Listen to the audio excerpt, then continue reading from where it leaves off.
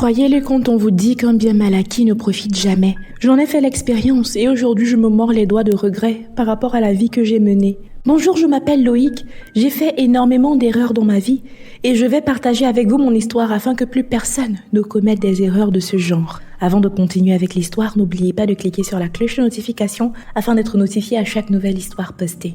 Merci. J'étais un jeune garçon fraîchement diplômé de l'université de Yaoundé, ma ville natale. Je suis sorti de l'école, les rêves plein la tête, et surtout avec l'espoir d'avoir une vie meilleure après avoir obtenu mon master. J'avais pour ambition de sortir ma mère de la misère. Elle était une mère célibataire qui m'a élevée toute seule, sans toutefois avoir une source de revenus fixe. Nul besoin de vous expliquer à quel point le quotidien était précaire à la maison. C'était difficile de trouver chez nous des plats avec des ingrédients équilibrés, vu que c'était déjà difficile de mettre quoi que ce soit à manger à table. Grâce au petit commerce, maman, tant bien que mal, a réussi à me payer la scolarité jusqu'à ce que j'arrive au point où j'étais aujourd'hui. Alors, il n'était que normal de vouloir lui rendre l'appareil, en faisant de sa vie un rêve. Immédiatement après avoir obtenu mon diplôme, je me suis mis à postuler en tant qu'assistant juridique dans plusieurs entreprises de la place, en espérant de recevoir des appels pour me faire embaucher. J'étais optimiste. Non seulement j'avais mes diplômes, mais j'avais aussi l'expérience vu que je faisais des stages académiques à chaque fin d'année scolaire. J'avais aussi une maîtrise de l'outil informatique, en plus d'être bilingue, ce qui faisait de moi le candidat idéal pour le marché du travail dans mon pays. Mais cette assurance au fil des mois qui passaient commençait à baisser peu à peu. Aucune des entreprises dans laquelle j'avais postulé ne m'avait rappelé. Je n'arrivais pas à comprendre pourquoi. Pourtant, j'étais plus que qualifiée. Après avoir postulé en attendant près d'une année, j'en ai eu marre de me faire humilier par toutes ces entreprises qui ne reconnaissaient pas ma valeur. J'ai pris mon destin en main et je me suis présentée dans un restaurant qui faisait du fast-food. J'ai demandé s'il y avait des places vacantes et immédiatement on m'a proposé le poste de plongeur. J'étais censée me charger de la vaisselle du restaurant, mais aussi en supplément il fallait que je nettoie les meubles et le sol avant la fermeture tous les soirs. Ce n'était pas ce pourquoi j'avais fait toutes ces années d'études, mais au moins au final j'avais trouvé de quoi subvenir aux besoins de ma petite maman, qui désormais était bien trop faible pour continuer de vendre des tomates au marché.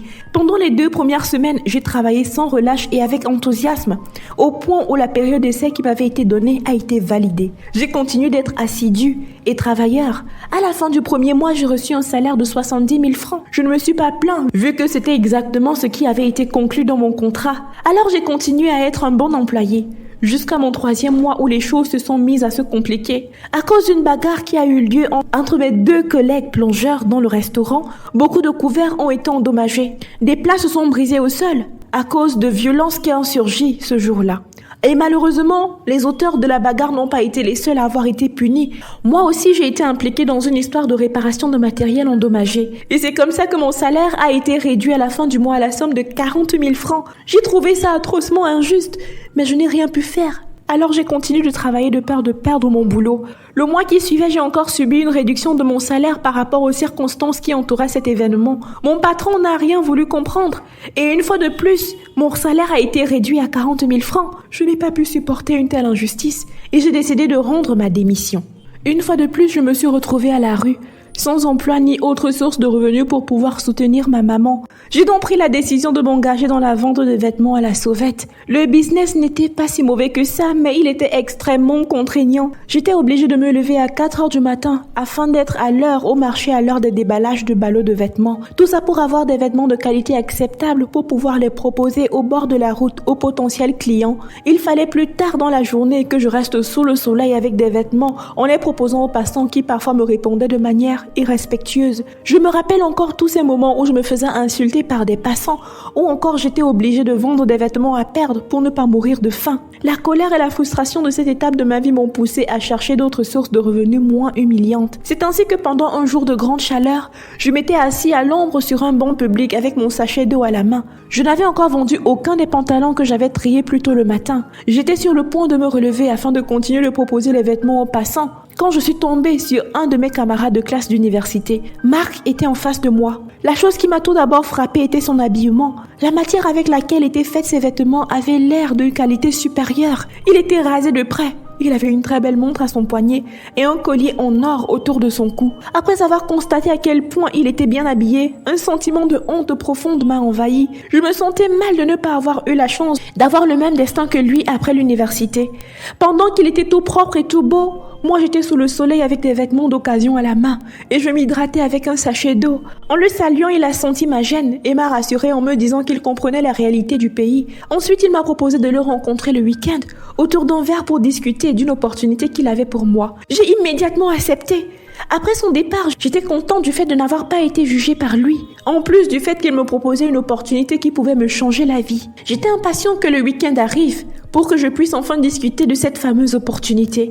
Une fois le samedi arrivé, je me suis apprêtée avec empressement afin de le rejoindre à son appartement. Une fois chez lui, j'étais impressionnée par le confort et la beauté de son intérieur. Il m'a proposé de boire quelque chose et j'ai pris un cocktail aux fraises. C'était la première fois que j'en prenais. J'étais épris par l'envie d'avoir le même train de vie que lui. Alors en discutant avec lui, il m'a fait comprendre que l'opportunité dont il me parlait était de pouvoir se faire de l'argent sur Internet. Le but en gros, c'était d'arnaquer des gens sur Internet. J'étais un peu choquée parce qu'il était en train de m'expliquer.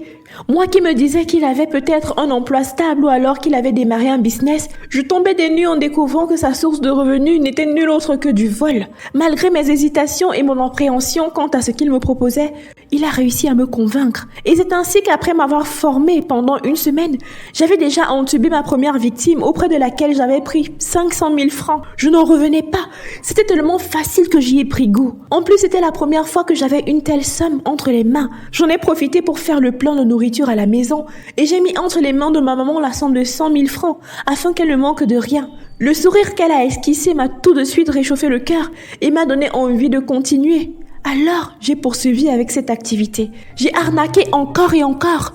Chez moi, j'avais une caisse pleine de billets. Mais durant la même période, les affaires commençaient à devenir dangereuses. J'avais fait tellement de victimes en si peu de temps que les services d'Interpol étaient activement à ma recherche. Il fallait que je m'en aille du pays et vite. J'ai fait déménager ma maman afin qu'elle s'installe dans un appartement de luxe en périphérie de la ville. Je lui ai donné suffisamment d'argent pour qu'elle puisse subvenir à ses besoins pendant 6 mois.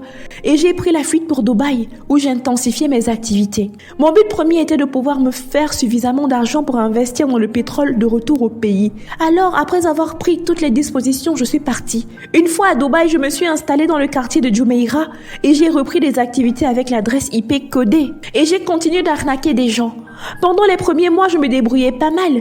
Les recherches de police étaient arrêtées et je recommençais à faire énormément d'argent. Mais comme on le dit souvent, le mal est comme le sable mouvant. Plus tu t'agites à l'intérieur, plus tu t'engloutis. L'envie de faire toujours plus m'a poussé à toucher à des forces occultes pour maximiser mes gains. En catimini, j'ai dû retourner au pays et recevoir l'approbation d'un marabout dont on m'avait parlé. C'est alors que je suis retournée au Cameroun sans informer ma maman et sans même lui dire l'activité dans laquelle j'exerçais, de peur d'être jugée. J'ai été dirigée dans la ville côtière de Kribi, où il fallait rencontrer le marabout qui allait nous faire les bains spirituels à Marc et moi pour devenir riches. Une fois arrivés dans son sanctuaire, il nous a dit qu'il fallait effectuer le bain en question au bord de la mer à minuit. Nous avons accepté le rituel et il fallait attendre que l'heure arrive. Le moment venu, nous avons fait le rituel qui composait de s'habiller en tenue rouge et des bougies et de donner une chèvre en sacrifice aux esprits des eaux. Au moment du bain, un vent anormal s'est mis à souffler autour de nous jusqu'à ce que 2 femmes extrêmement belles avec de longs cheveux noirs apparaissent. Ces 2 femmes étaient des esprits qui étaient censés nous apporter richesse et opulence, à la seule et unique condition que nous leur soyons fidèles et loyaux. Nous avons accepté les termes et conditions de ce pacte et de retour à Dubaï en prenant des activités d'arnaque, mes bénéfices se sont multipliés par 10. En un rien des temps, j'ai pu m'acheter une Maybach avec laquelle je arpentais les rues de Dubaï. J'avais très vite fait de louer un appartement de luxe dans lequel je vivais, tout en respectant les conditions qui m'avaient été données au pays. Financièrement, je ne me plaignais pas. J'avais tout ce dont je rêvais sur un plateau d'argent. J'avais même déjà commencé le chantier de ma maman. Je voulais qu'elle vive désormais dans un château à la hauteur de mes moyens. Les mois ont passé et j'ai pris confiance. Je me suis peu à peu déconnectée de toutes les conditions qui m'avaient été données. Et en plus, j'avais fait la rencontre d'une jeune fille pour qui je développais peu à peu de sentiments. Les manifestations du pacte que j'avais fait commençaient aussi à se faire ressentir. Je ressentais des sensations de malaise à chaque fois que ma petite amie venait me voir. Mes activités ne marchaient plus comme avant et les choses bizarres se passaient même sur le chantier de ma mère qu'on avait entamé, vu qu'il y avait des vols de matériel à répétition. Tout allait si mal que j'ai dû vendre ma voiture. Au bout de quelques mois de pénurie d'argent, J'ai dû aller chez un prêteur sur gage, auprès de qui j'avais l'intention de vendre mes bijoux de valeur pour pouvoir avoir de l'argent afin de subsister. J'ai pu avoir la somme de $2000 où j'ai pu louer une petite chambre pour une durée de 4 mois. Dans cette chambre, toujours dans l'esprit du système D, j'ai dû stocker du cannabis que j'avais l'intention de vendre pour pouvoir me faire des sous. Je commençais peu à peu à remonter la pente lorsque la police a fait irruption chez le prêteur sur gage pour une histoire d'argent non remboursé. La police a procédé pour faire un inventaire de tous les biens qu'ils ont retrouvés dans sa boutique et de recueillir les noms des propriétaires à qui appartenaient les bijoux et autres articles présents dans ces locaux. C'est ainsi qu'ils ont eu mon contact et mon adresse. Et en venant chez moi pour me poser des questions par rapport à cette histoire de prêt d'argent, ils ont découvert le cannabis que je gardais. Ensuite, ils m'ont gardé à vue et ont lancé des enquêtes sur ma personne et ont découvert toute la série d'arnaques que j'avais effectuées depuis le Cameroun jusqu'à ce que j'emménage à Dubaï. C'est ainsi que je me suis fait arrêter.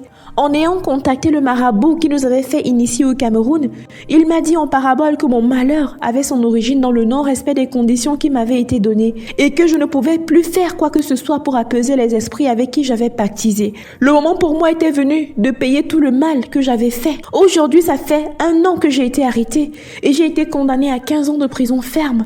Tous les biens que j'ai pu acquérir m'ont été enlevés, ainsi que la maison que j'ai offerte à ma mère. Je suis la honte de celle à qui je voulais faire le plus plaisir au monde. Tout ça à cause de mes mauvais choix.